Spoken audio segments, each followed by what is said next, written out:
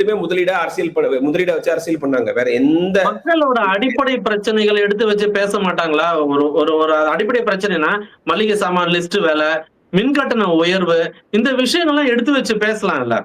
பேசணும். கரெக்டா சொன்னீங்க. ஒவ்வொரு அரிசி இப்ப இந்த மாசம் வாங்குற அரிசியோட விலை அடுத்த மாசம் வரும்போது மாறுபடுது. ப்ரொவிஷன் ஸ்டோர்ல ஒரு 5,000 ரூபாய்க்கு வர பில்லு அடுத்த மாசம் 6,000 வருது. ஒரு காமன் மேனுக்குள்ள ஒரு பிரச்சனை, ஒரு சிங்கிள் டீ விலை எவ்வளவு தெரியுமா?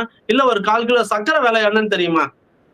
100% இதெல்லாம் பேசணும். நீங்க சொன்ன மாதிரி பால் விலை, மளிகை பொருட்கள் விலை, அப்புறம் மின்சார கட்டணம், சொத்து வரி, இது எல்லாத்த பத்தி பேசணும்.